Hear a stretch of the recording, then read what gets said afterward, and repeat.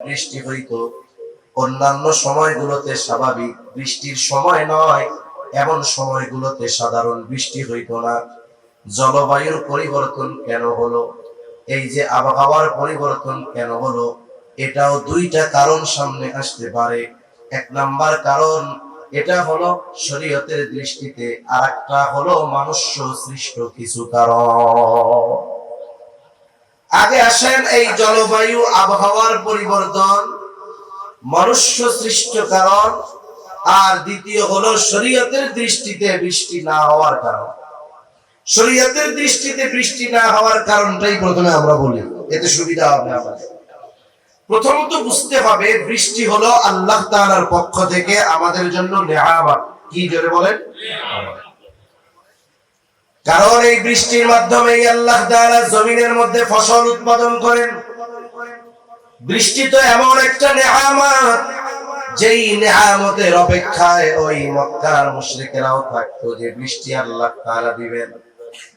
আল্লাহ তাআলা কোরআনুল কারীমের মধ্যে জানায় দেন, নবীজিকে উদ্দেশ্য করে আল্লাহ তাআলা বলেন, ওয়ালা ইন সাআলতাহুম মান খালাকাস সামাওয়াতি ওয়াল আরদা লা ইয়াকুলুন্নাল্লাহ। আপনি যদি মক্কার মুশরিকদেরকে জিজ্ঞাসা করেন আসমান জমিনের স্রষ্টাকে, জবাবে তারা কি বলবে? আল্লাহ তাআলা বলেন লা ইয়াকুলুন্নাল্লাহ, অবশ্যই অবশ্যই তারা বলবে আসমান জমিনের স্রষ্টা হলেন আল্লাহ। এরপরে আল্লাহ তাআলা বলেন, ওয়ালা ইন সাআলতাহুম মান নাযালা মিনাস সামাই মাআন ফাআহইয়া বিহিল আরদ বা'দা মাউতিহা লা ইয়াকুলুন্নাল্লাহ। আপনি যদি মক্কার মুশরিকদেরকে জিজ্ঞাসা করেন মান নাযালা মিনাস সামাই মা, কে আসমান হতে পানি বর্ষণ করে, শুধু তাই না ওই বর্ষিত পানির দ্বারা কে মৃত জমিনকে পুনরায় পুনরুজ্জীবিত করে, অর্থাৎ ফসল চাষাবাদের অনুপযুক্ত জমিনটাকে বৃষ্টির পানির মাধ্যমে কে ফসল উৎপাদনের উপযুক্ত করে তোলে। মক্কার মুশরিকদেরকে যদি এই প্রশ্ন করা হয়, তারা তাদের দেবদেবীদের কথা বলবে না, কি বলবে? আল্লাহ তাআলা দুইটা তাকিদ যোগ করে বলেন লা ইয়াকুলুন্নাল্লাহ, অবশ্যই অবশ্যই তারা বলবে আসমান হতে পানি বর্ষণ করেন আল্লাহ, এই পানির দ্বারা মৃত জমিনকে পুনরুজ্জীবিত করেন আল্লাহ। তাহলে এই বৃষ্টি এমন এক নেয়ামত, কাফেররা পর্যন্ত জানে যে এই বৃষ্টি দেওয়ার মালিক কে? আল্লাহ তাআলা কোরআনুল কারীমের মধ্যে এই জন্য বলেন, আল্লাযী জাআলা লাকুমুল আরদা ফিরাশান ওয়াস সামাআ বিনাআ ওয়া আনজালা মিনাস সামাই মাআন ফাআহইয়া বিহিল আরদ। আল্লাহ রাব্বুল আলামিন বলেন, আল্লাযী জাআলা লাকুমুল আরদা ফিরাশা, আমি জমিনকে তোমাদের জন্য বিছানা স্বরূপ বানিয়েছি। এরপরে আল্লাহ তাআলা বলেন ওয়াস সামাআ বিনাআ, আর আসমানকে বানিয়েছি ছাদ স্বরূপ। এরপরে আল্লাহ তাআলা বলেন ফাআখরাজা বিহি মিনাস সামারাতি রিজকান লাকুম। আল্লাহ রাব্বুল আলামিন বলেন ওয়া আনজালা মিনাস সামাই মাআন ফাআখরাজা বিহি মিনাস সামারাতি রিজকান লাকুম ফালা তাজআলু লিল্লাহি আনদাদা ওয়া আনতুম তা'লামুন। আল্লাহ তাআলা বলেন ওয়া আনজালা মিনাস সামাই মাআ, এরপরে আল্লাহ তাআলা কি করেন? বলে আমি আসমান হতে পানি বর্ষণ করি, এর দ্বারা কি হয়? ফাআখরাজা বিহি মিনাস সামারাতি রিজকান লাকুম, ওই বৃষ্টির পানির দ্বারা তোমাদের জন্য রিজিক, ফলমূল, এইগুলাকে আমি আল্লাহ উৎপাদন করি, উৎপন্ন করি। তার মানে বৃষ্টি যদি একেবারে না হয়, এই জমিন অনুর্বর হয়ে যাবে, ফসল হবে না, মানুষের রিজিকের ব্যবস্থাও হবে না। তাহলে এই বৃষ্টির মধ্যে আল্লাহ তাআলা আমাদের জন্য রিজিক রেখে দিয়েছেন। এই বৃষ্টি আমাদের জন্য আল্লাহ তাআলার পক্ষ থেকে বড় একটা নেয়ামত। এই বৃষ্টি হচ্ছে না, আমাদের গরমে কষ্ট হইতেছে। মুরব্বীরা অনেকে হয়তো আছেন, ওনাদের সময়ও সূর্য পূর্ব দিক দিয়ে উঠতো, পশ্চিম দিকেই ডুবতো, কিন্তু তখন তো এত গরম অনুভূত হইতো না।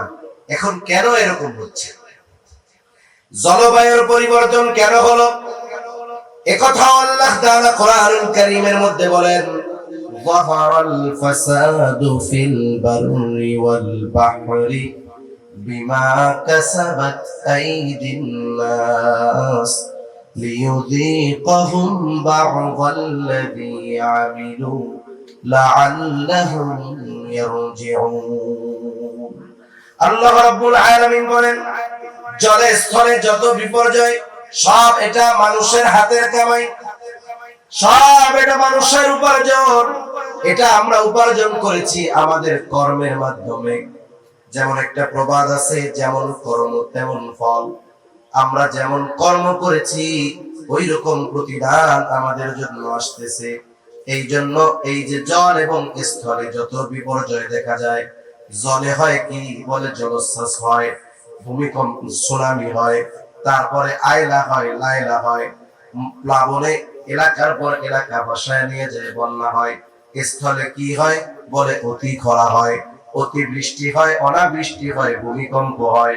এই ধরনের জল এবং স্থলে যত বিপর্যয় আসে, আল্লাহ তাআলা বলেন সব হলো মানুষের নিজের কর্মফল। বিমা কাসাবাত আইদিন নাস, মানুষ এগুলো সব হাত দ্বারা উপার্জন করেছে। তার মানে মূল কথা যে এগুলো হওয়া কেন বলে, এগুলো আমাদের কর্মফল, ঠিক কিনা বলে? এই মন্দ কর্মের ফলাফল স্বরূপ জল এবং স্থলে বিপর্যয় দেখা যায়। এই মন্দ কর্ম সাধারণত দুই ভাবে হয়। একটা হলো শরীয়তের দৃষ্টিকোণ থেকে মন্দ কর্ম, আর একটা হলো মনুষ্য সৃষ্ট মন্দ কর্ম। প্রথমে আসেন শরীয়তের দৃষ্টিতে মন্দ কর্ম কোন কারণ, যার কারণে বৃষ্টি হয় না। মন্দ কর্মের তো অভাব নাই। মানুষ যখন বিভিন্ন পাপাচারের মধ্যে লিপ্ত হয়, আল্লাহ তাআলা বিভিন্ন ভাবে তাদেরকে শাস্তি দেন। এই জন্যই আল্লাহ তাআলা বলেন তাদের কর্মফল হলো জল স্থলের বিপর্যয়। এই জন্য আল্লাহ তাআলা এই ছোটখাটো বিপর্যয় দিয়ে কি চান বলে, লিউযীকাহুম বা'দাল্লাযী আমিলু লাআল্লাহুম ইয়ারজিউন। আমরা যে পাপাচারের মধ্যে লিপ্ত হইতেছি, আল্লাহ তাআলা সতর্কতা স্বরূপ জল স্থলে কিছু বিপর্যয় দিয়ে আমাদেরকে একটু কষ্ট আস্বাদন করান। কেন বলে, লাআল্লাহুম ইয়ারজিউন, যাতে করে এরা প্রত্যাবর্তন করে তথা আল্লাহর দিকে এরা ফিরে যায়। কিন্তু আফসোসের ব্যাপার, সমাজের মধ্যে, দেশের মধ্যে, জাতির মধ্যে যত এই ধরনের বিপর্যয় আসে, দেখা যায় মানুষের আরো অবাধ্যতার মাত্রা বাড়ে, ঠিক কিনা বলে? যেমন করোনাকালীন সময় চিন্তা করে দেখেন, মানুষ কত প্রচন্ড ভয়ের ভিতরে ছিল, চিন্তার ভিতরে ছিল। অনেক সময় আমরা ভাবতাম হয়তো করোনার পরে মানুষের মধ্যে আমলগত পরিবর্তন আসবে, চারিত্রিক পরিবর্তন আসবে। কিন্তু কি দেখলাম, করোনাকে কেন্দ্র করে আরো অনেকে মানুষের উপরে জুলুম আরো বাড়িয়েছে, ঠিক কিনা বলেন? করোনাকে ব্যবহার করে ওলামায়ে কেরামকে জেলখানায় আটকানো হয়েছে, কত ধরনের ষড়যন্ত্র চক্রান্ত করা হয়েছে। করোনা যাওয়ার পরে আমরা কি দেখলাম, মানুষের আখলাকের উন্নতি কোথায়? আরো করোনার পরে আমরা দেখতে পেরেছি মানুষের আরো অনেক বেশি চারিত্রিক অধঃপতন ঘটেছে। পরিবর্তনের চাইতে হিতে বিপরীত হয়েছে আরো বেশি। আল্লাহ তাআলা শাস্তি দিলেন কেন বলে, জল স্থলের বিপর্যয় দিছি এই জন্য, এটা তো তোমাদের আমলের কর্মফল, যাতে তোমরা আমি আল্লাহর দিকে ফিরে আসো, এই জন্য এগুলো দিলাম। উল্টা আমরা আরো কি করতেছি, আরো অপরাধের মাত্রা বাড়ায় দিচ্ছি। এর দ্বারা কি বোঝা যায়, আমরা যদি পরিবর্তন না হই, দিন যাবে, আমাদের যত অবনতি হবে, আল্লাহ তাআলা তত কঠোর কঠোর শাস্তি একের পর এক আমাদেরকে দিবে, ঠিক কিনা বলে? তাহলে এক নাম্বার হলো শরীয়তের দৃষ্টিতে মন্দ কাজ। অনেক মন্দ কাজের কথা বলা যাবে, এর মধ্যে একটা দুইটার কথা বলি। নবীজি এক হাদিসের মধ্যে বলেন, যখন মানুষ ওজনে কম দেওয়া শুরু করবে, পরিমাপে কম দেওয়া শুরু করবে, নেওয়ার সময় ঠিক বুঝে নিবে, দেওয়ার সময় কম দিবে, আল্লাহ তাআলা এই সময় দুর্ভিক্ষ দিবেন, মহামারী দিবেন, বড় বড় শাস্তি আল্লাহ তাআলা পাঠাবেন। সাথে সাথে এরপরে নবীজি বলেন, মানুষ যখন যাকাত দেওয়া বন্ধ করে দিবে, আল্লাহ তাআলা তখন বৃষ্টি দেওয়া বন্ধ করে দিবে। মনে রাখতে হবে, বৃষ্টি হইলেই যে নেয়ামত হবে তা না। অনেক সময় যেই সময়ের বৃষ্টির দরকার নাই, ওই সময় যদি বৃষ্টি হয়, দেখা যাবে উপকারের চাইতে ক্ষতি হচ্ছে বেশি। আবার যদি অতিবৃষ্টি হয়, দেখা যাবে ক্ষতি হচ্ছে বেশি। অনেক জায়গায় তো বৃষ্টি 1-2 দিন হওয়ার পরে দেখা যায় মুহূর্তের ভিতরে বন্যা হয়ে যায়, হয় কি হয় না? এই বৃষ্টিতে উপকার হইল না। এর দ্বারা উদ্দেশ্য হলো আল্লাহ তাআলা বান্দার জন্য উপকার, যেই বৃষ্টি আল্লাহ তাআলা এটা বন্ধ করে দিবেন। সাথে সাথে নবীজি বলেন, যদি এই পশু পাখি চতুষ্পদ জানোয়ার না থাকতো, আল্লাহ তাআলা কখনোই বৃষ্টি দিতেন না। এই জন্য আমাদের পাপের কারণেই মূলত বৃষ্টি বন্ধ, আমাদের পাপের কারণেই মূলত অতি গরম, আমাদের পাপের কারণেই অনাবৃষ্টি। এখন যদি আমরা মন্দ কাজগুলো ছেড়ে দেই, আশা করা যায় আল্লাহ তাআলা যথারীতি যথা সময়ে আবার আল্লাহ তাআলা বৃষ্টি দিবে। আমরা যদি আল্লাহর পথে না আসি, আমরা যদি মুত্তাকি না হই, খোদাভীরুতা অর্জন করে গুনাহ থেকে যদি না বাঁচি, তাহলে আল্লাহ তাআলা আমাদের জন্য বরকত রহমতের দুয়ার খুলবে না। যেমন আল্লাহ তাআলা এক জায়গায় বলেন, ওয়ালাউ আন্না আহলাল কুরা আমানু ওয়াত্তাকাউ লাফাতাহনা আলাইহিম বারাকাতিন মিনাস সামাই ওয়াল আরদ। আল্লাহ তাআলা ঘোষণা দিয়ে জানায় দেন, আমরা যদি ঈমান আনতে পারি, আমরা যদি খোদাভীরুতা অর্জন করতে পারি, মুত্তাকি হতে পারি, তথা গুনাহ পাপাচার ছাড়তে পারি, পাপ যদি ছেড়ে দিতে পারি, প্রকৃত ঈমানদার যদি হতে পারি, আল্লাহ তাআলা বলেন, লাফাতাহনা আলাইহিম বারাকাতিন মিনাস সামাই ওয়াল আরদ। তাহলে আল্লাহ রাব্বুল আলামিন আমাদের জন্য আসমান এবং জমিনের বরকতের দরজা সমূহ খুলে দিবে। আকাশ থেকে যথা সময়ে বৃষ্টি হবে, জমিন থেকে যথাযথভাবে ফসল উৎপন্ন হবে। কিন্তু বাস্তবতা কি? আমাদের ঈমানের কমজোরি, আমাদের তাকওয়া খোদাভীরুতা নাই বললেই চলে, ঠিক কিনা বলেন? তাহলে মন্দ কাজ দুই ভাবে হয়, একটা হলো শরীয়তের দৃষ্টিতে মন্দ কাজ, আর একটা হলো মনুষ্য সৃষ্ট মন্দ কাজ। এটাকেও শরীয়ত অপছন্দ করে। যে কারণগুলো পরিবেশ বিজ্ঞানীরা বলতেছে যে বৃষ্টি না হওয়ার অন্যতম প্রধান কারণ হলো গ্রিন হাউস গ্যাস বেড়ে যাওয়া। এখন গ্রিন হাউস গ্যাস আবার কাকে বলে? আল্লাহ তাআলার সৃষ্টি কৌশল সম্পর্কে আমাদের জানার দরকার। আল্লাহ তাআলার নিজাম বড় সুন্দর। এই যে সূর্যটা আমরা দেখি, এই সূর্যের আলো সরাসরি দুনিয়ার জমিনে আসে না, একেবারে জমিন থেকে নিয়ে 10,000 থেকে 15,000 মিটার পর্যন্ত, জমিন থেকে নিয়ে 10 থেকে 15 কিলোমিটার পর্যন্ত বিভিন্ন বাতাস গ্যাস আল্লাহ রাব্বুল আলামিন রেখে দিয়েছেন। আর এইগুলো কাজ করে ছাঁকনির ফিল্টারের কাজ করে। এই গ্যাসগুলোকেই বলে গ্রিন হাউস গ্যাস। এই গেলোর কাজ কি? বলে সূর্যের আলো যদি সরাসরি পৃথিবীতে আইসা পড়তো, তাহলে পৃথিবী বসবাসের উপর অনুপযুক্ত হয়ে যাইত, মানুষ গরমে টিকতে পারতো না। সূর্যের আলোর যেই বেগুনি রশ্মি, ওটা যখন গায়ে পড়তো, মানুষের জন্য ক্ষতির কারণ হয়ে দাঁড়াইতো। এই যে 10-15 কিলোমিটার যে একটা স্তর আছে, বাতাসের স্তর, ওইগুলো হলো ফিল্টারের কাজ করে, ছাঁকনির কাজ করে।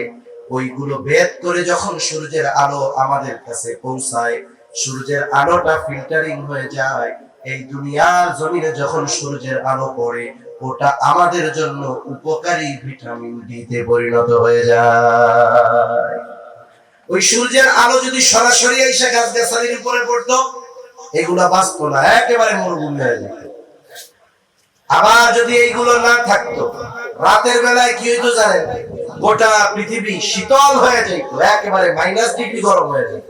এজন্য আল্লাহ তাআলা আমাদের সুবিধার্থে এই 10 থেকে 15 কিলোমিটার পৃথিবীর শুরু থেকে নিয়ে, জমিন থেকে নিয়ে, ভূপৃষ্ঠ থেকে নিয়ে আকাশের দিকে, গোটা পৃথিবীর চারদিকে এইভাবে প্রায় 10 থেকে 15 কিলোমিটার পর্যন্ত একটা লেয়ার আছে, বাতাসের লেয়ার, বিভিন্ন গ্যাস আছে এর মধ্যে। এখন কি হয়, এইগুলোর কারণে মূলত তাপ বাড়ে কমে। কেমনে? একটা উদাহরণ দিলে বুঝতে সহজ হবে। কঠিন লাগতেছে না তো আপনাদের? কিছু জিনিস আমাদের জানার দরকার, তাহলে আমরা বুঝতে পারবো। এখন কথা হইলো, এই গ্যাসগুলোর মধ্যে কি কি গ্যাস আছে? কিছু আছে জলীয় বাষ্প, শুধু বাতাস, কিছু আছে কার্বন ডাই অক্সাইড, কিছু আছে মিথেন গ্যাস। এরকম কিছু গ্যাসের সমন্বয় এইভাবে প্রায় 15 কিলোমিটার ব্যাপী আল্লাহ তাআলা এক স্বচ্ছ কুদরতি ফিল্টার আল্লাহ রেখে দিয়েছেন। সুবহানাল্লাহ। এখন এর নাম গ্রিন হাউস কেন? গ্রিন হাউস নাম হওয়ার কারণ হলো, পৃথিবীর কিছু দেশ আছে যেই জায়গায় 12 মাস শীতকাল। মনে রাখতে হবে, সূর্যের আলো বিহীন, সূর্যের তাপ বিহীন কোন উদ্ভিদ, গাছ, ফসল জন্ম নিতে পারে না। সূর্যের আলো দরকার, সূর্যের আলো ছাড়া হয় না। শীত প্রধান দেশ, সেইখানে তো সূর্যের আলো অল্প সময় থাকে। আবার শীত যখন থাকে, সূর্যের আলোর প্রখরতা, তাপ কম থাকে। ওই সমস্ত দেশে এক ধরনের কাঁচের, স্বচ্ছ কাঁচের ঘর বানানো হয়। ওই ঘর এমন ভাবে বানানো হয় যে কোনো বাতাস বাইরে থেকে ভেতরেও ঢুকে না, আবার ভেতর থেকে বাইরেও যাইতে পারে না। এভাবে এয়ার টাইট করে দেওয়া হয়। এইবার সূর্যের আলো যখন ওই কাঁচের ঘর দিয়ে ভেতরে ঢুকে, ওই ভেতরটা বড় উত্তপ্ত হয়ে যায়, গরম হয়ে যায়। এইবার ওই জায়গায় ওরা শীতকালের যেই দেশগুলো শীত প্রধান দেশ, ওরা শাকসবজি এগুলো চাষ করে। সূর্যের আলোর তাপটাকে দীর্ঘ সময় ধরে রাখে। যখন ভেতরে গরম হয়, সূর্যের আলো পড়ে, আর ওই যে কাঁচ দিয়ে ঘেরা, তাপটা বের হয়ে ছড়ায় যেতে পারে। যেমন একটা উদাহরণ দিই, আপনাদের অনেকের বাড়িতে বিল্ডিং আছে না নাই? বিল্ডিং আছে, রান্নাঘর আছে। মনে করেন কোন মা বোন যদি একেবারে দরজা জানালা সব আটকিয়ে রান্না করে, গরম কত হবে? 45-50 ডিগ্রি গরম হয়ে যাবে।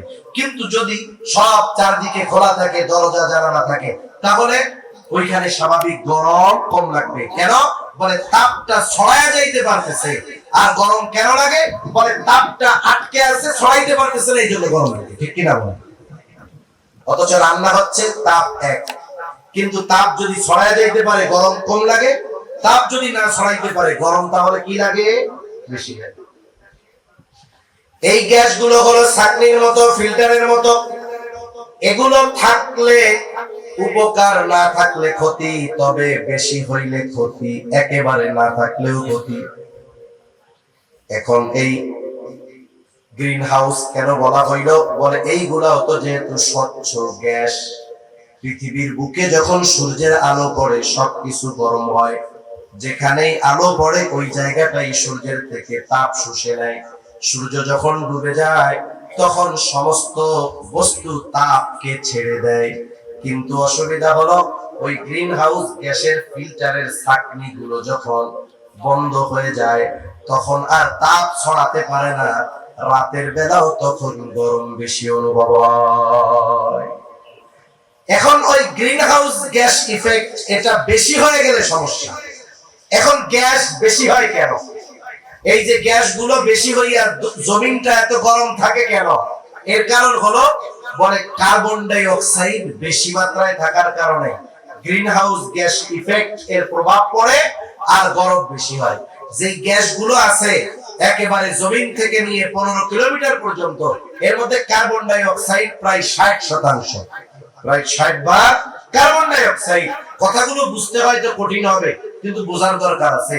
কার্বন ডাই অক্সাইড কোনটা? সাধারণভাবে আমরা কি বুঝি?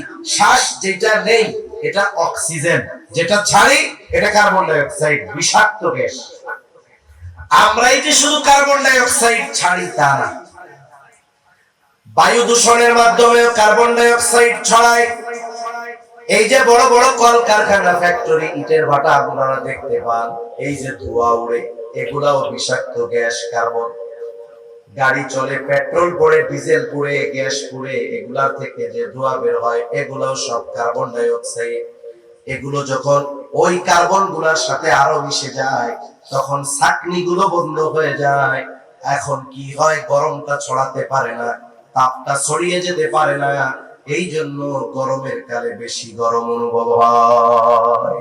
মনুষ্য সৃষ্ট কারণে এইগুলো। গাছ কেটে ফেলা, গাছ কি করে বলে, গাছ কার্বন ডাই অক্সাইড শোষণ করে, অক্সিজেন ছাড়ে। গাছ যখন কমে যাবে, স্বাভাবিক কার্বন ডাই অক্সাইড নেওয়ার বস্তু কমে গেল, অক্সিজেন ছাড়ার বস্তু কমে গেল, তখন আমাদের বিভিন্ন শ্বাস প্রশ্বাসের রোগ হয়, কারো ফুসফুসের কষ্ট হয়, অক্সিজেন সংকট হয়। এজন্য মনুষ্য সৃষ্ট কারণ কি বলে, এই যে অতিমাত্রায় কলকারখানা, গাছগাছালি কেটে ফেলা, বায়ু দূষণ করা, এগুলোর মাধ্যমে মূলত কার্বন ডাই অক্সাইড বাড়ে, আর এর কারণে জমিনের মধ্যে তাপ বাড়তে থাকে। ঠিক কিনা বলেন? সংক্ষেপে অল্প কথা শেষ, বেশি সময় কথা বলবো না। এখন আসলে এগুলা থেকে প্রতিকার পাওয়া যাবে কেন? গরম বাড়ার কারণ দুই ভাবে জানলাম, শরীরী দৃষ্টিকোণ থেকে, মনুষ্য সৃষ্ট কর্ম থেকে। এখন আসেন আমরা কিভাবে বাঁচতে পারি, কি করলে এই গরম তাপমাত্রা কমে যাবে, আল্লাহ তাআলা আবহাওয়াকে আমাদের জন্য স্বাভাবিক বানায় দিবে, এটাও আমরা দুই ভাবে জানবো। প্রথমত কোরআন সুন্নাহর আলোকে। এক নাম্বার বিষয় যেটা করতে হবে বৃষ্টির জন্য, শীতলতার জন্য, প্রথমত আমাদেরকে নিঃসন্দেহে পবিত্র কোরআনুল কারীমের দিক নির্দেশনা অনুযায়ী পরিপূর্ণভাবে ইসলামের মধ্যে আমাদের দাখিল হতে হবে। আল্লাহ তাআলা কোরআনুল কারীমের মধ্যে বলেন, ইয়া আইয়ুহাল্লাযীনা আমানু দুখুলু ফিস-সিলমি কাফা ওয়া লা তাত্তাবিউ খুতুওয়াতিশ শাইতান ইন্নাহু লাকুম আদুউম মুবিন। আল্লাহ রাব্বুল আলামিন বলেন, হে ঈমানদারেরা, তোমরা পরিপূর্ণভাবে ইসলামের মধ্যে অন্তর্ভুক্ত হয়ে যাও। উদখুলু ফিস-সিলমি কাফা, পরিপূর্ণভাবে ইসলামের মধ্যে তোমরা দাখিল হয়ে যাও, অন্তর্ভুক্ত হয়ে যাও। ওয়া লা তাত্তাবিউ খুতুওয়াতিশ শাইতান, তোমরা শয়তানের পদাঙ্ক অনুসরণ করো না।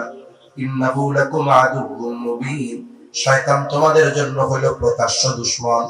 এখন কথা হইল, ইসলামের ভিতরে পরিপূর্ণ কেন অন্তর্ভুক্ত হতে হবে?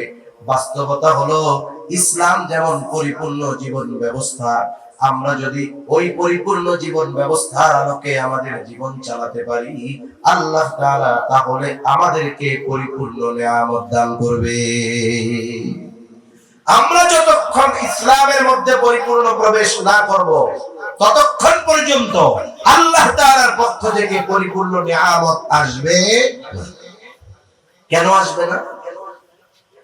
আল্লাহ তাআলা কোরআনুল কারীমের মধ্যে বলেন, আল-ইয়াওমা আকমালতু লাকুম দীনাকুম ওয়া আতমামতু আলাইকুম নি'মাতি ওয়া রাদিতু লাকুমুল ইসলাম দীনা।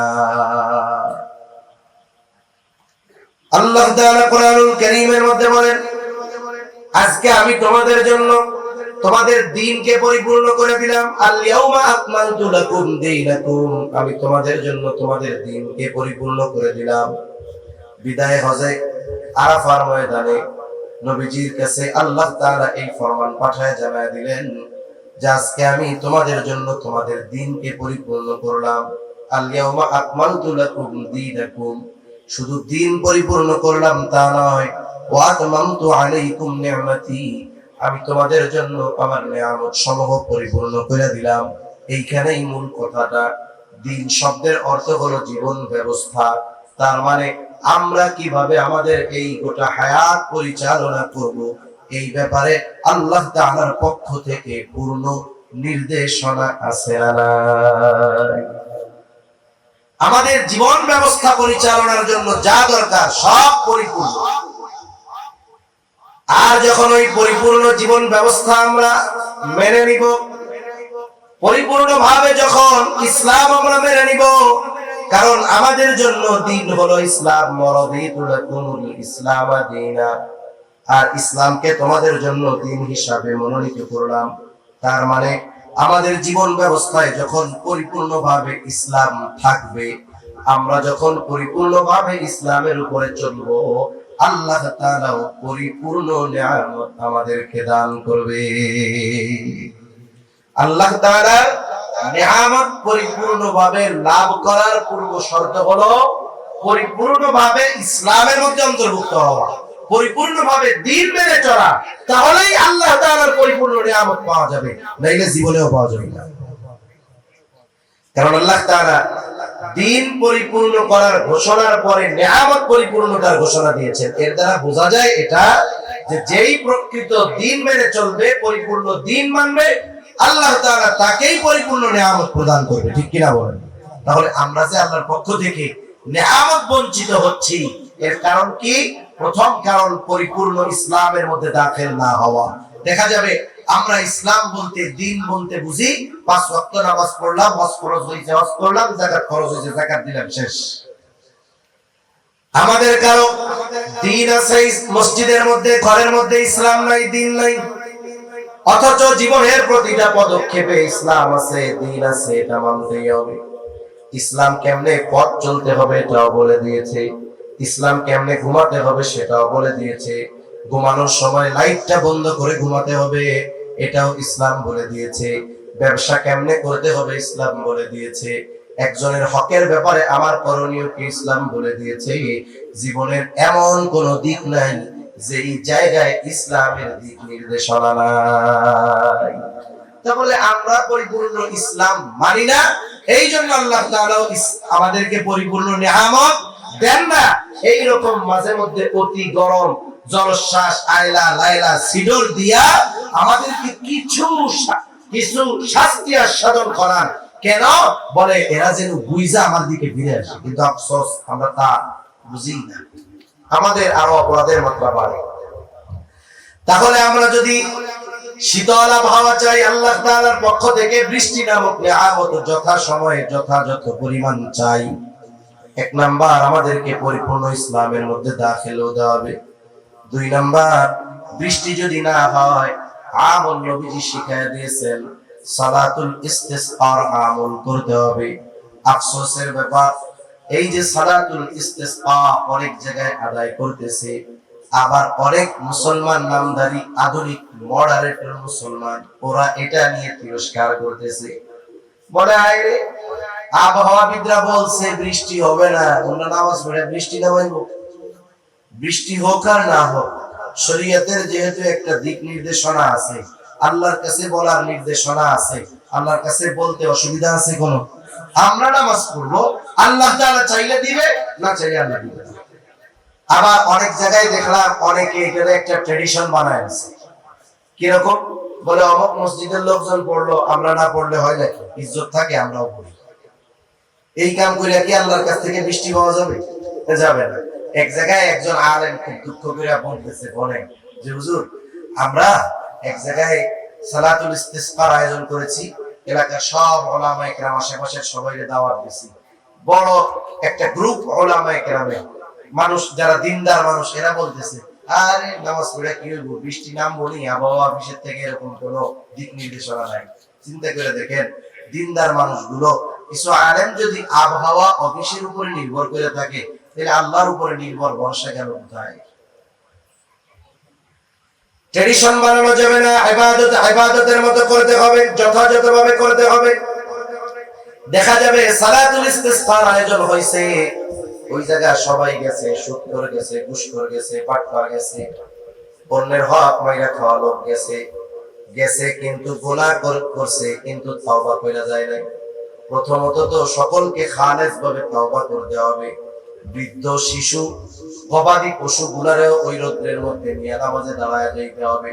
কিন্তু দেখা যাবে আমরা যারা নামাজের মধ্যে অংশগ্রহণ করতেছি, অনেক পাপী আছে, তাওবা করে নাই, ক্ষমা চায় নাই, মাফ চায় নাই, ওই ব্যক্তিও নামাজীদের সাথে গিয়ে নামাজ আদায় করতেছে। কিন্তু প্রথম শর্ত কি? যারা যাবে সকলকে খালেস ভাবে তাওবা করতে হবে, গুনাহ থেকে মাফ চাইতে হবে।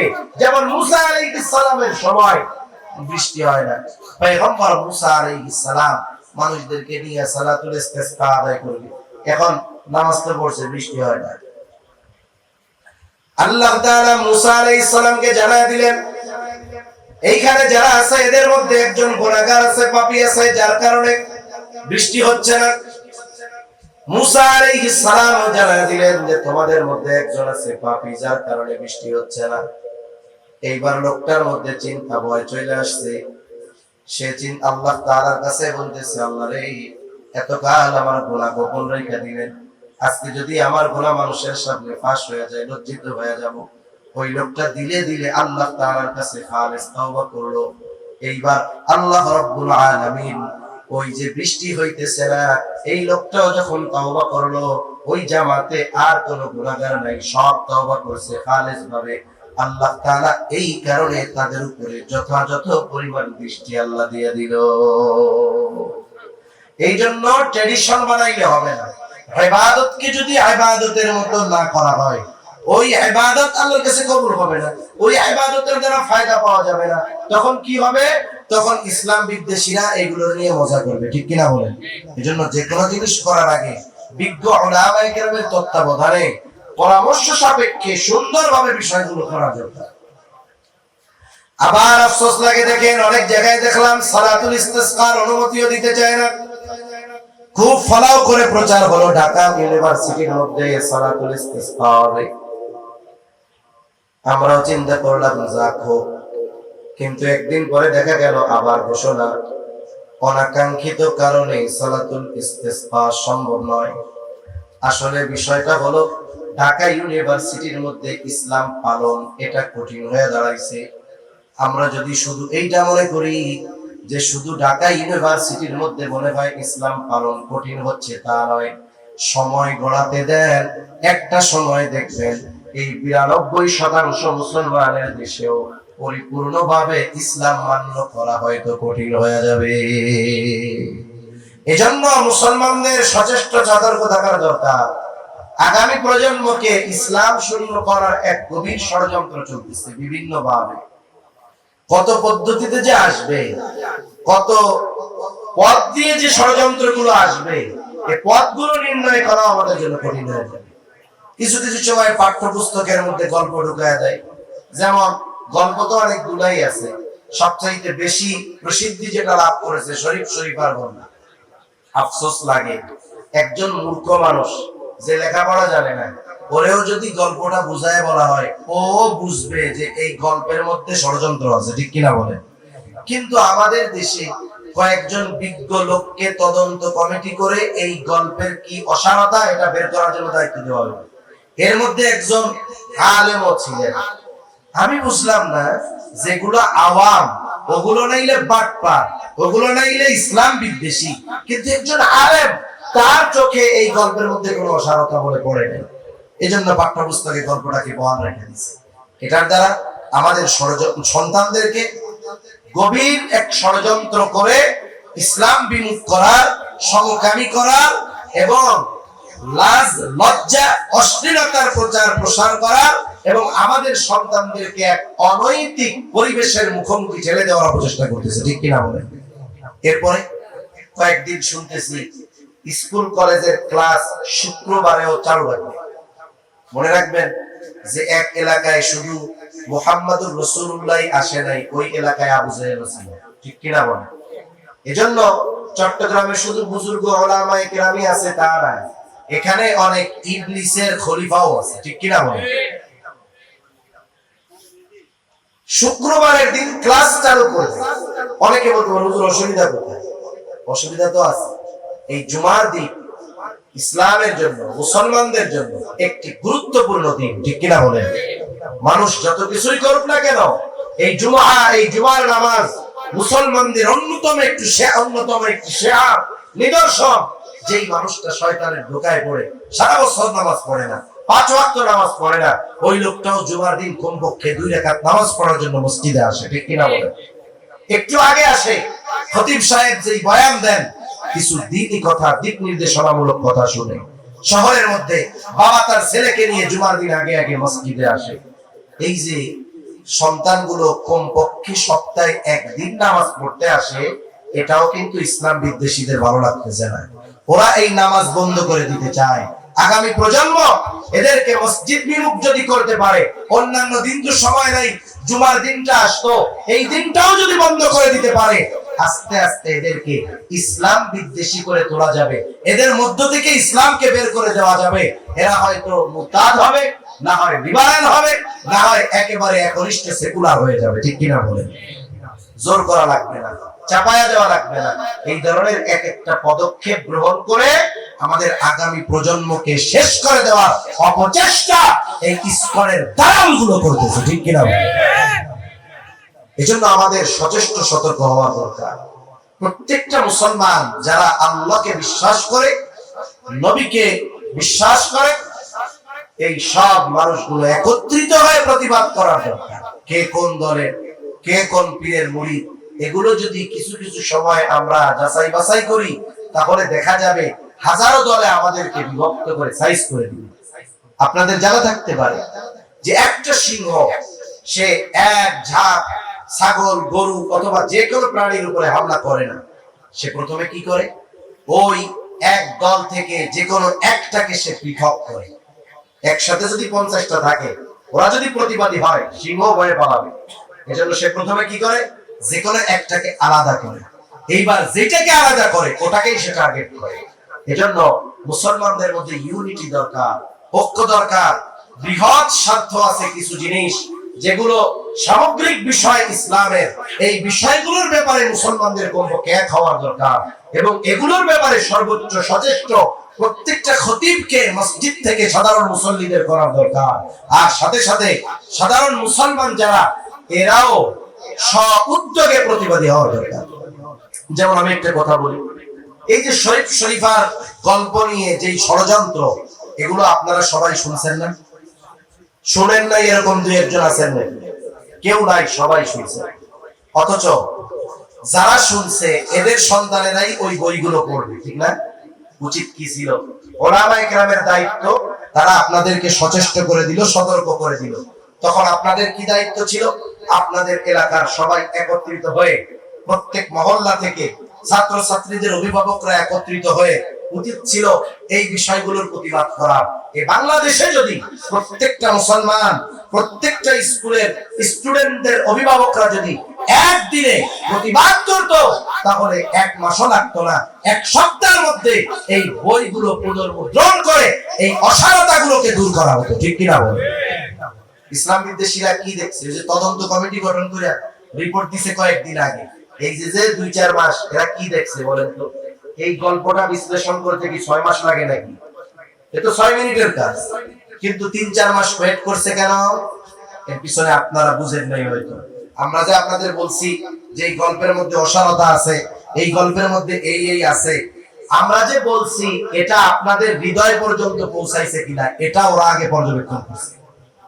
যদি এই গল্প সব অভিভাবকরা প্রতিবাদ করতো, নিঃসন্দেহে এটা বাদ দিত। কিন্তু আমরা বলে রাখছি, অভিভাবকরা চুপ, যেই সেই। ঠিক কিনা বলেন? কোন জায়গায় প্রতিবাদ হয়েছে? হয় নাই তো। তাহলে ওরা বুঝলো আমরা যেটা করার করি, হুজুররা বলার দরকার বলবে, পাবলিক যা করবো তাই মেনে নেবে। এটাই তো হয়েছে নাকি? যদি আপনারা সাধারণ মানুষ প্রতিবাদী হইতো, তাহলে দেখতেন এই বই পরিবর্তন হয়ে যেত। কিন্তু আফসোস, প্রত্যেকটা মসজিদের মেম্বার থেকে খতিব সাহেবরা বলেছে, প্রত্যেকটা মাহফিলে, প্রত্যেকটা ওয়াইজ করে এই বিষয়গুলো বলেছে, কিন্তু এত বলা আমাদের কর্ণকুহর দিয়ে হৃদয় পর্যন্ত পৌঁছাইতে পারে নাই। যার কারণে আমাদের সন্তানদেরকে যেগুলো পড়ানো হবে, ঈমান বিধ্বংসী পড়া, আমরা প্রতিবাদী হতে পারি নাই। যার কারণে বই যা আছে গল্প তাই আছে। সামনে দেখবেন শুক্রবারের দিন ক্লাস চালু করতে যদি চায়, যদি করেও দেয়, এই যে আমরা আপনাদের সতর্ক করতেছি, হয়তো মিডিয়ায় শুনবে, তারাও দেখবে, কিন্তু দেখবেন আমরা বলার কাম বলতেছি, সাধারণ মানুষ শোনার কাম শুনতেছে, সরকার যা করার কাম করবে, এরা কোনো প্রতিবাদই করবে না। তাহলে বলেন, এভাবে যদি একের পর এক চলতে থাকে, আমরা যদি এগুলো মেনে নেই, চুপ করে থাকি, প্রতিবাদ না করি, প্রতিবাদ মুখর না হই, এক সময় আজান দেওয়া, নামাজ পড়াও কঠিন হয়ে দাঁড়াবে। ঠিক কিনা বলেন? এই জন্য যদি চিন্তা করেন, টুপি খুলে নিছে তাতে কি? জামা তো আছে। এখন জামা খুলে নিছে, তাতে কি? গেঞ্জি তো আছে। গেঞ্জি খুলে নিছে তাতে কি? লুঙ্গি তো আছে। এখন লুঙ্গি খুলে নিতে পারে, তাতে শর্ট প্যান্ট তো আছে। এরকম যদি চুপ করে থাকি, এক সময় কিছুই আর অবশিষ্ট থাকবে না। এজন্য আমাদের সর্বোচ্চ সতর্ক হওয়া দরকার। যে আলোচনা থেকে গেলাম, যে দেশের সর্বোচ্চ বিদ্যাপীঠ ঢাকা বিশ্ববিদ্যালয়, ওই জায়গায় সালাতুল ইস্তিসকার অনুমতি দেওয়া হয় না। অথচ এই বিশ্ববিদ্যালয়ের ইতিহাস কি জানেন?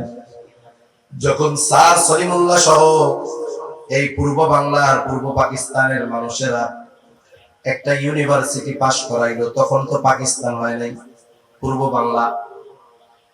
বিশ্ববিদ্যালয়ে যখন পাশ হয়ে গেল, জায়গা দিছে একজন মুসলমান, স্যার সলিমুল্লাহ, নবাব সলিমুল্লাহর জায়গায় সেই ইউনিভার্সিটি। আমরা যাকে বিশ্বকবি রবীন্দ্রনাথ বলি, বিশ্বকবি, সে টিটকারি করে বলে চাষার পোলাপানের আবার পড়ালেখা কিসে, চাষার ছেলেদের আবার ইউনিভার্সিটি, বিশ্ববিদ্যালয় হয়ে গেছে। টিটকারি করে নাম দিছে কি জানেন? এটা হলো মক্কা ইউনিভার্সিটি। কারণ কি? এখানে যারা পড়বে মুসলমানের সন্তানেরা পড়বে, এই জন্য টিটকারি করে দিছে মক্কা ইউনিভার্সিটি নাম। আর কি বলে? এরা তো চাষা, ওরা জমিদার ছিল, মুসলমানদের উপরে জুলুম করতো, মুসলমানরা চাষ করতো, ওদেরকে খাজনা দেওয়া লাগতো, এজন্য মুসলমানদের নাম দিছে চাষা। চাষার গুলাবো আবার বিশ্ববিদ্যালয়। অথচ দেখেন, যারা এই বিশ্ববিদ্যালয় নিয়ে টিটকারি করেছে, যারা এটাকে টিটকারি করে মক্কা ইউনিভার্সিটি বলেছে, যারা এটাকে মুসলমানদের ইউনিভার্সিটি বলেছে, অথচ এই জায়গা মুসলমান দিয়েছে, অথচ এই জায়গাতে ইফতার করতে বাধা, এই জায়গাতে নামাজ পড়তে বাধা। এটা আফসোসের ব্যাপার, ঠিক কিনা বলেন? এটা আমাদের জন্য দুর্ভাগ্য, এটা আমাদের দুর্বলতা। আমরা শুধু সংখ্যায় ৯২% আছি, কাগজে কলমে বাস্তবে কিচ্ছু নেই, ঠিক কিনা বলেন? এটাই বাস্তবতা। এরপরে কি করণীয়? ১ নাম্বার বললাম, পরিপূর্ণ ইসলামের মধ্যে দাখিল হইতে হবে। ২ নাম্বার, যেহেতু শরীয়তের নির্দেশনা সালাতুল ইস্তিসকা, এটা আদায় করতে হবে, তবে যথাযথ পদ্ধতিতে, যথাযথ নিয়মে। ৩ নাম্বার, যেই কাজটা বেশি বেশি করতে হবে, ইস্তিগফারের আমল বেশি বেশি করতে হবে। কারণ গুনার কারণেই তো আমাদের উপরে এই কষ্ট, এই শাস্তি। আমরা যদি আল্লাহর কাছে বেশি বেশি ক্ষমা চাই, গুনাহগুলো মাফ করায় নিতে পারি, আশা করা যায় আল্লাহ তাআলা রহমত আর বরকতের দুয়ার আমাদের জন্য খুলে দিবে। ইস্তিগফার হলো অ্যান্টিবায়োটিক। ইস্তিগফার কি? অ্যান্টিবায়োটিক। যে কোনো স্বাভাবিক রোগ যখন হয়, যেমন জ্বর হইলে ওষুধ কি দেয়? প্রথমে সাধারণ নাপা দেয়, এরপরে নাপা এক্সট্রা দেয়, তাই না?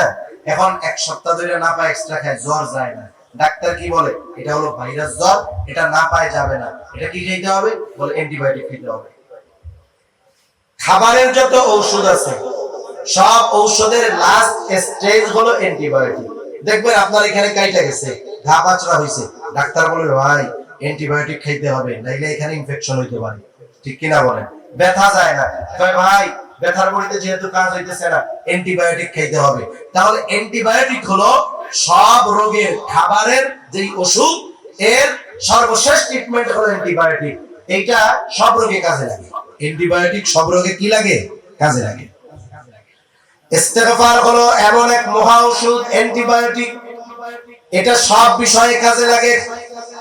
এই জন্য হযরত নূহ আলাইহিস সালাম তার উম্মতদেরকে বলতেছে, ফাকুল তুস্তাগফিরু রাব্বাকুম ইন্নাহু কানা গফফারা ইউরসিলিস সামাআ আলাইকুম মিদরারা ওয়া ইউমদিদকুম বিআমওয়ালিন ওয়া বানিনা ওয়া ইয়াজআল লাকুম জান্নাতিন ويجعل لكم أنهارا। আল্লাহ রাব্বুল আলামিন আমাদেরকে জানায় দিলেন এই ঘটনা কেন। তার মানে নূহ আলাইহিস সালামের উম্মতেরা ইস্তিগফার করলেই যে ওই ফজিলতগুলো অর্জন করতে পারবে তা নয়, আমরাও পারব। এখন ইস্তিগফার পাঠ করলে কি হবে? ফাকুল তুস্তাগফিরু রাব্বাকুম, তোমরা তোমাদের রবের প্রতি ইস্তিগফার পাঠ করো, তার কাছে ক্ষমা চাও, তাহলে কি হবে? তোমাদের গুনাহগুলো মাফ করে দিবে। কেন বলে? ইন্নাহু কানা গফফারা, তিনি হলেন অতিশয় ক্ষমাশীল, মাফ করে দিবে। ইস্তিগফার করলে ১ নাম্বার না গুনাহ মাফ হয়, গুনাহ মাফ হইলে আল্লাহ কি করে? হাদিসের মধ্যে আসছে আল্লাহ যখন বান্দার উপরে খুশি হয় কি করে?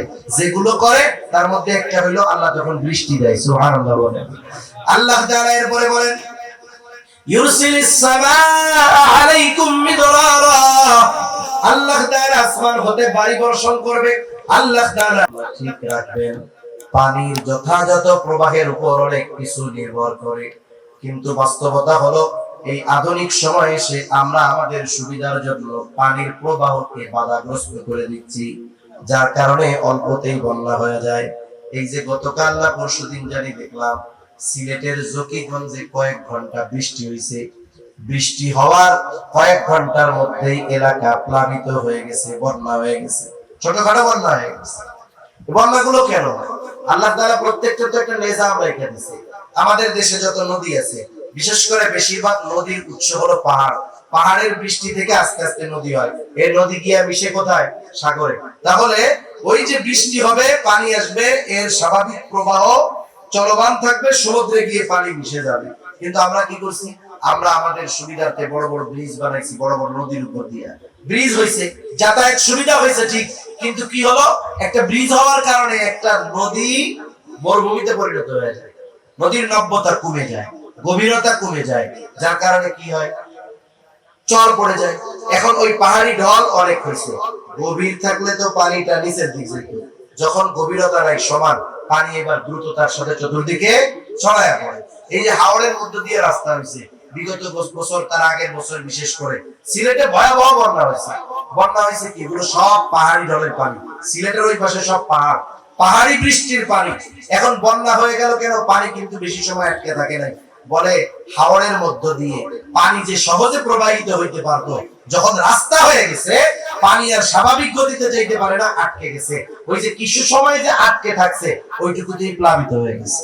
মনে করেন আপনার ঘর একতলা ডুবে গেছে, 10 দিন ডুবে থাকে নাই, ডুবে থাকছে 5 মিনিট।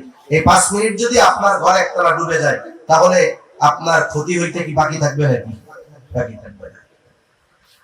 এখন আমরা এই মূলত এটাকে নষ্ট করে ফেলেছি। যদি আমরা ইস্তেগফার পাঠ বেশি বেশি করতে পারতাম, আল্লাহ তাআলা পানির প্রবাহ যথাযথভাবে রাখতেন, তাহলে এই যে অবস্থা, তাপ প্রবাহ, এগুলো থেকে যদি বাঁচতে হয়, 1 নাম্বার ইসলামের মধ্যে পরিপূর্ণ দাখিল হতে হবে।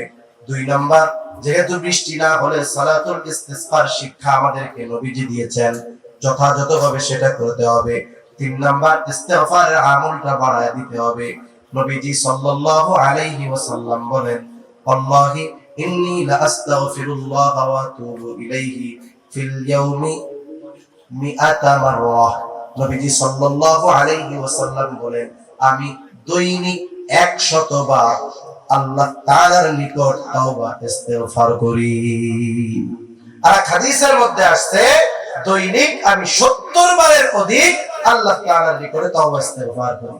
একজন নবী যার আগে পরে সব গুনাহ আল্লাহ মাফ করে দিয়েছেন, সেই নবী যদি এতবার ইস্তিগফার পাঠ করতে পারে, আমরা নিজেরা একটু প্রশ্ন করব যে আমি আজকে কয়বার ইস্তিগফার করছি? হিসাব করলে দেখা যাবে সপ্তাহেও 100 বার হয় না। সপ্তাহেও কি 100 বার হয় না? এটা ইস্তিগফারের আমল আমরা বেশি বেশি করব। ছোটটাই বলি আস্তাগফিরুল্লাহ আস্তাগফিরুল্লাহ, আর যদি আরেকটু বেশি পারি আস্তাগফিরুল্লাহ আল আযীম ওয়া আতুবু ইলাইহি, এটাও পড়তে পারি। সেজন্য ইস্তিগফারের আমল বেশি বেশি করব। এরপরে যেই কাজটা দুনিয়ায় করব আর একটু বেশি। গরম বেশি পড়ার মূল কারণ বলে 60% কারণ হইল carbon die oxide. Carbon die oxide যদি কমাইতে হয় কি করতে হবে? বলে দূষণ তো সব কমাইতে হবে, সাথে সাথে কি করতে হবে? বলে বেশি বেশি গাছ লাগাইতে হবে। কি লাগাইতে হবে? জোরে বলেন। গাছ লাগাতে হবে, কারণ গাছ কার্বন ডাই অক্সাইড শোষণ করে। গাছ লাগানোর ফজিলত এর হাদিস মুসলিম শরীফের মধ্যে বলা। নবীজি সাল্লাল্লাহু আলাইহি ওয়াসাল্লাম বলেন, কোন মুসলমান যদি গাছ লাগায়, এই গাছের ফল যদি কেউ খায় সাদকা, পাখি খাইছে বলে সাদকা, চুরি করে একজন খেয়ে ফেলছে তাও সাদকা। সুবহানাল্লাহ। ওই গাছের দ্বারা যদি কেউ উপকৃত হয় সাদকা, ছায়ায় বসতে সাদকা, কোনো অসুবিধা নেই, কিয়ামত পর্যন্ত সে সওয়াব পাইতে থাকবে। এই জন্য আমরা বেশি বেশি বেশি বেশি গাছ লাগাবো, বাড়ির ফাঁকা জায়গাগুলোতে গাছ লাগাবো। এগুলো আমাদের অক্সিজেন দিবে, কার্বন ডাই অক্সাইডকে সে টেনে নেবে। এই জন্য বিজ্ঞানীরাও পরীক্ষা করে দেখছেন, যেই সমস্ত এলাকায় গাছ বেশি সেই সমস্ত এলাকায় তুলনামূলকভাবে তাপ প্রবাহ কম, তাপ কম, গরম কম। যেই সব এলাকায় গাছ কম সেই সব এলাকায় তুলনামূলকভাবে তাপ বেশি। এজন্য গাছ লাগাবো। আমি রাস্তার পাশে একটা ফলজ গাছ লাগাইলাম, আম গাছ লাগাইলাম, নিয়ত করে লাগাবো, সরকার নিয়তে। পাইলে আমি কিছু খাইলাম তো খাইলাম, যদি না পাই পাখি যদি খাই সওয়াব হবে কি হবে না? একজন যদি চুরি করে খাইও ফেলায়, আগে থেকে অ্যাডভান্স মাফ করে দিব, যে সে খায় খাক, চুরি করে নিবে, খাবে, যা সাদকা। তাহলে কি সে খাইলো সাদকা। এখন ওই ছায়ায় একজন এসে বসলো, বলে কি হবে? বলে সাদকা। এই গাছ লাগানোর ফজিলত অনেক, এজন্য আমরা বেশি বেশি গাছ লাগাবো। সামনে বর্ষার মৌসুম আসতেছে, এই সময়টাতে আমরা গাছ লাগাবো। আর কোরআন এবং হাদিসের আলোকে এই মুসিবত থেকে বাঁচার যে আমলগুলো বললাম, বিশেষ করে বেশি বেশি ইস্তেগফার পাঠ করা, এই আমলগুলো আমরা বেশি বেশি করব ইনশাআল্লাহ। করব তো?